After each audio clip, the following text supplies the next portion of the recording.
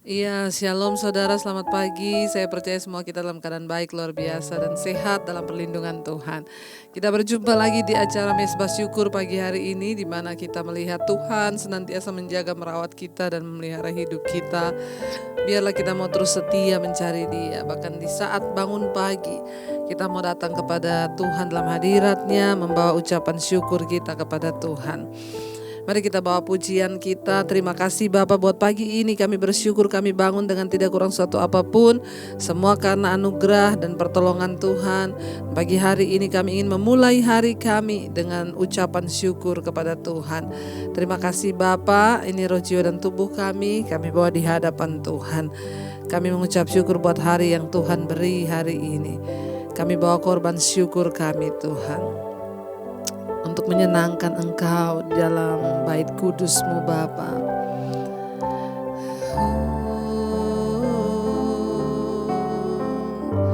Saat pagi hari Tuhan, kami sujud, ku sujud sembah dengan mezbah korban syukur. Ku berikan pujianku,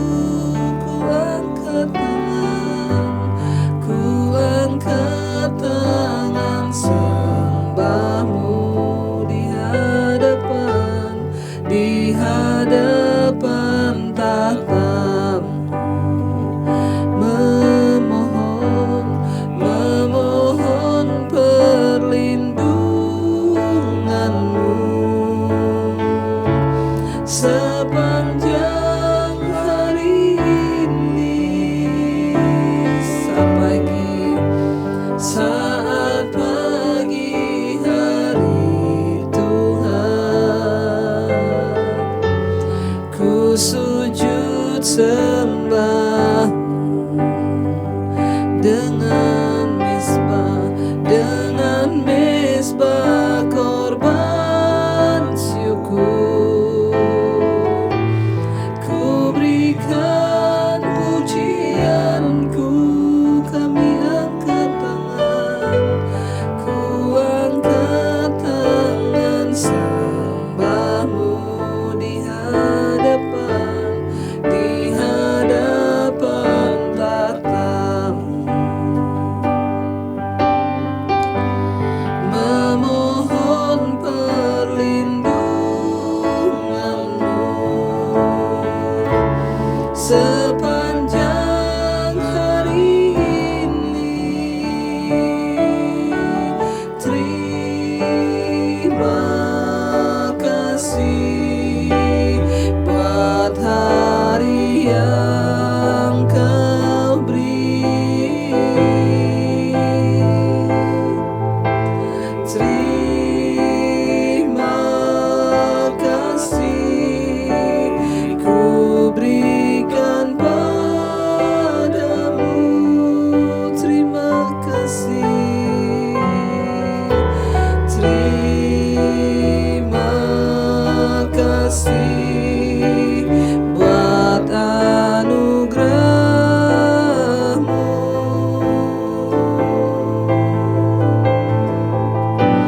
Terima kasih, oh yes. Terima kasih Tuhan. Terima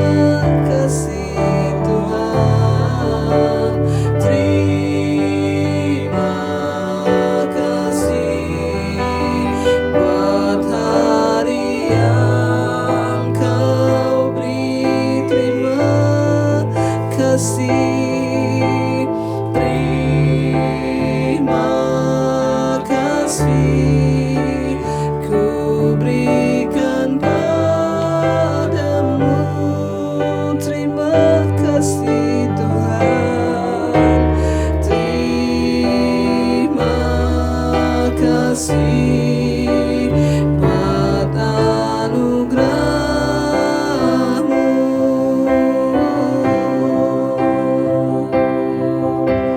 Terima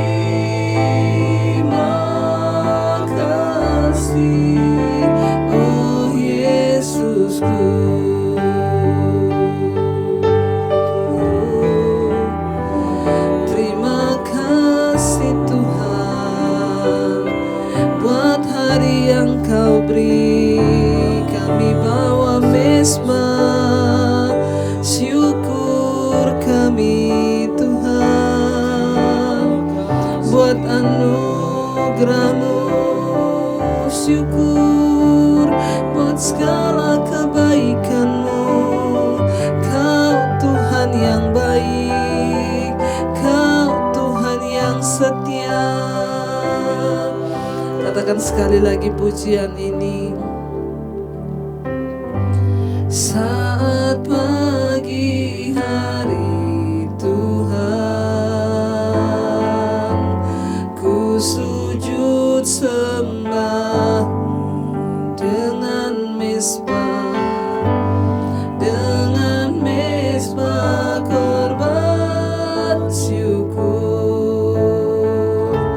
Ku berikan pujianku, kami angkat tangan, ku angkat tangan sembah-Mu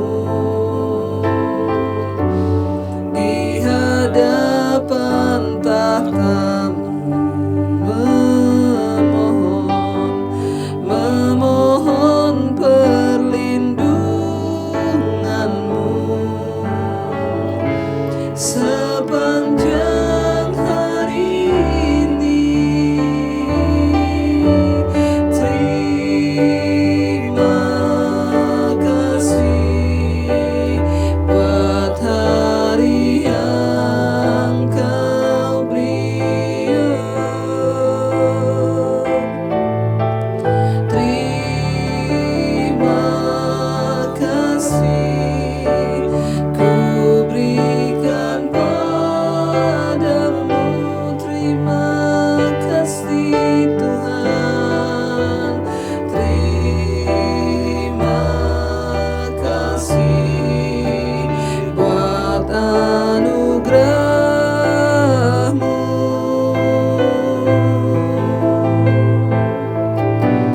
Terima kasih, oh yeah. Sekali lagi terima kasih, terima kasih, terima kasih buat hari yang Kau beri. Terima kasih, terima kasih ku berikan padamu. Terima kasih, terima kasih buat anugerah-Mu.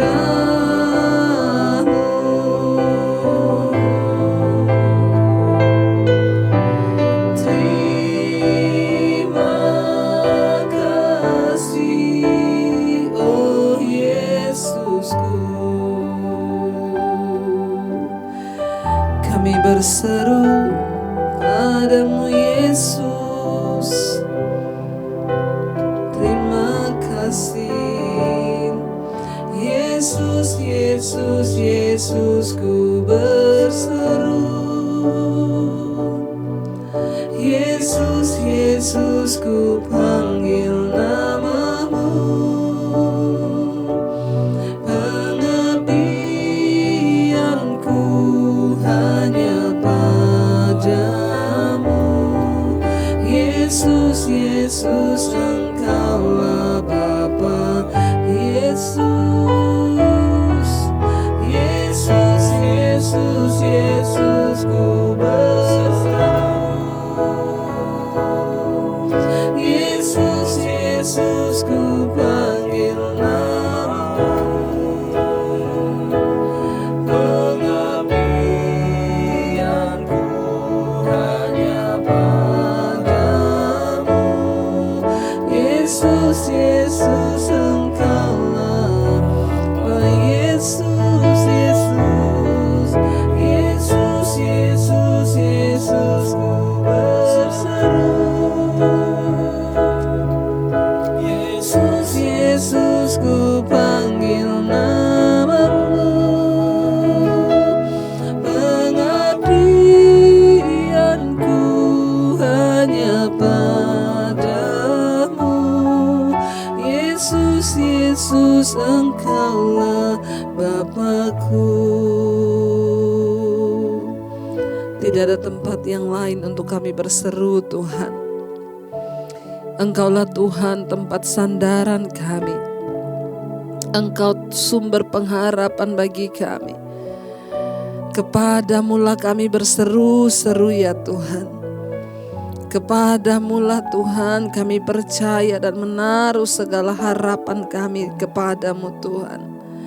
Bahkan apapun yang sedang kami hadapi hari-hari ini, kami mau terus berseru kepada nama Yesus yang memberikan kami kemenangan, yang memberikan kami kelepasan, yang memberikan kami pemulihan demi pemulihan. Terima kasih Bapa buat semua yang terbaik yang Tuhan kerjakan di hidup kami. Kami mau bersyukur, kami mau panggil namamu Tuhan. Yesus, Yesus, Yesus, ku berseru. Yesus, Yesus, ku panggil namamu. Pengabdianku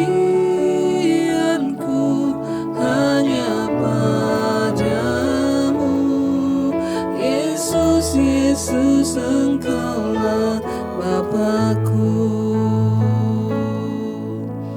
Terima kasih Tuhan berbicara bagi kami pagi hari ini kebenaran firman-Mu. Kami mau dituntun sepanjang hari ini lewat kebenaran-Mu. Urapi hamba-Mu yang tidak ada apa-apanya. Urapi setiap kami. Bagi firman-Mu kami membuka hati. Dalam nama Yesus, haleluya. Amin, amin, amin. Iya saudara, kita akan melanjutkan pembacaan firman Tuhan ya. Bukan melanjutkan ya, ini bukan mesbah doa malam. Tapi kita mau sama-sama membaca saudara hari ini. Firman Tuhan terambil dari 1 Korintus pasal yang ketiga ya. 1 Korintus pasal yang ketiga. Mulai ayat yang pertama saudara, firman Tuhan berkata begini. Dan aku saudara-saudara pada waktu itu tidak dapat berbicara dengan kamu seperti dengan manusia rohani, tetapi hanya dengan manusia duniawi yang belum dewasa dalam Kristus. Susulah yang kuberikan kepadamu, bukanlah makanan keras, sebab kamu belum dapat menerimanya, dan sekarang pun kamu belum dapat menerimanya. Karena kamu masih manusia duniawi, sebab jika di antara kamu ada iri hati dan perselisihan, bukankah hal itu menunjukkan bahwa kamu manusia duniawi dan bahwa kamu hidup secara manusiawi? Rasul Paulus menyampaikan firman ini buat jemaat yang ada di Korintus. Ya, Rasul Paulus berkata, dulu aku datang ke sini, ya aku gak bisa berbicara keras, kata Rasul Paulus, karena kamu belum dapat menerimanya. Tapi ya dia berkata, dan aku saudara-saudara pada waktu itu tidak dapat berbicara dengan kamu seperti dengan manusia rohani, tetapi dengan manusia duniawi yang belum dewasa dalam Kristus. Ya, dia bilang, susulah yang kuberikan kepadamu bukanlah makanan keras. Ya, sebab kamu belum dapat menerimanya, dan sekarang pun kamu belum dapat menerimanya. Rasul Paulus memberikan sebuah teguran keras bagi jemaat yang ada di Korintus. Dulu dia datang, dia gak bisa ngomong keras. Sekarang dia datang lagi, masih tetap gak bisa ngomong keras. Karena apa? Mereka masih anak-anak rohani. Saudara, kita ini dipanggil untuk percaya kepada Tuhan, agar kita mengalami pertumbuhan. Ya, seorang bayi yang baru lahir, dia gak bisa makan apa-apa, hanya cairan yang bisa masuk. Sampai ketika dia berusia 6 bulan, baru boleh dikasih makan yang ringan, yang benar-benar masih agak cair. Ya, tapi ketika dia mulai beranjak ke 1 tahun, dia mulai makan yang mulai bisa yang lembek, belum yang keras. Ketika sudah 1 tahun lebih, baru dia bisa mulai makan yang keras. Kenapa? Seiring dengan bertambah usia, giginya mulai tumbuh, pencernaannya mulai kuat, dia mulai bisa makan makanan yang keras. Makin dewasa, dia makin makan yang keras, apapun dia bisa makan. Karena sudah kuat pencernaannya, sudah kuat giginya untuk menggigit. Ya, di dalam kehidupan kita sebagai orang percaya mengikut Tuhan, ya harus ada pertumbuhan. Dulu ketika kita pertama kali menerima Yesus sebagai Tuhan dan Juru Selamat, kita ini bayi-bayi rohani yang belum dewasa, baru mau bertumbuh, ya. Nah, waktu kita masih bayi-bayi rohani, kita belum bisa dengar yang keras, ya. Kalau dengar yang keras tersinggung, marah. Tetapi ketika kita bertumbuh, Rasul Paulus berkata, ya, kita mulai bisa dan mau mendengarkan firman-firman yang keras. Kenapa? Karena jelas di sini dikatakan, Rasul Paulus bilang, karena waktu itu kamu masih hidup sebagai manusia duniawi yang belum dewasa dalam Kristus. Kamu bukan manusia rohani, tapi manusia duniawi. Jadi dalam mengikut Tuhan, ya, ketika kita bertumbuh dalam kerohanian kita, maka pelan-pelan manusia duniawi ini mulai dikikis, tapi manusia rohani kita bertumbuh. Lama kelamaan manusia jasmani kita dan duniawi kita mulai dihilangkan pelan-pelan. Ya, sampai kita nggak bisa lagi marah, kita nggak mudah lagi marah, nggak mudah emosi, nggak mudah terpancing. Ya, kita lebih bijaksana, harusnya seperti itu. Tapi sekarang banyak orang Kristen, ya sudah lama bertahun-tahun jadi Kristen tapi nggak pernah ada perubahan hidup. Ya, yang tukang marah masih tetap marah, yang tukang bertengkar tetap bertengkar. Mari kita mulai bertumbuh, saudara. Rasul Paulus bilang, bahkan sampai sekarang saya datang juga masih seperti itu, kamu masih manusia duniawi yang belum dewasa dalam iman. Ayat 3, karena kamu masih manusia duniawi, sebab jika di antara kamu ada iri hati dan perselisihan, bukankah hal itu menunjukkan bahwa kamu masih manusia duniawi dan bahwa kamu hidup secara manusiawi? Goal dari seorang Kristen itu adalah mencapai gambar Kristus dalam hidupnya. Alkitab berkata kita ini harus menjadi serupa dengan Dia. Ya, kita adalah gambaran, kita adalah suratan Kristus yang terbuka. Ya, saudara, ketika kita mengenal Yesus, harusnya firman itu mulai mendewasakan kita. Rasul Paulus berkata, kalau di antaramu masih ada iri hati dan perselisihan, ya, bukankah itu menunjukkan bahwa kamu itu manusia duniawi yang belum rohani? Kamu hidup secara manusiawi. Ketika kita bertumbuh dalam Kristus, firman akan membentuk kita. Alkitab berkata jangan marah, karena marah itu hanya membawa kepada dosa. Jangan iri hati. Kita harus udah mulai belajar melatih diri untuk melakukan firman. Sekalipun kita mungkin ada hak untuk marah, kita tidak bersalah, kita ada hak untuk marah, kita bisa marah, tapi kita menahan diri kita sesuai dengan firman Tuhan. Saya bersyukur saya banyak menerima kesaksian, Bu, dulu saya ini orang yang gampang marah, gampang emosi, gampang tersinggung. Tapi puji Tuhan sejak saya mengikuti mesbah doa, sejak saya mendengarkan khotbah-khotbah Ibu, firman Tuhan yang Bu sampaikan, hari-hari ini saya mulai banyak berubah, Bu. Saya tidak lagi marah, ya, saya belajar. Bahkan ada orang yang hutang kepada saya, Bu. Secara manusia itu saya marah banget. Tapi saya ingat yang Ibu katakan, jangan marah, lepaskan pengampunan. Sekarang saya lepaskan pengampunan, Bu, dan hati saya mulai damai. Ya, itulah yang artinya kita bertumbuh. Kita tidak lagi hidup secara duniawi, yang manusiawi, tapi kita mulai berbuah menjadi manusia roh. Rasul Paulus bilang kalau di antaramu ada iri hati, perselisihan, itu tandanya kamu masih manusia duniawi. Ya, saudara, untuk apa iri? Kalau lihat orang berhasil, puji Tuhan, ya, dia sekarang berhasil, asal hasilnya benar aja. Karena banyak orang berhasil kelihatannya tapi nggak benar. Ya, sebaliknya, saudara, ya, kita nggak boleh iri melihat orang yang hidupnya lebih maju dari kita. Ya, justru kita belajar dari dia, saudara.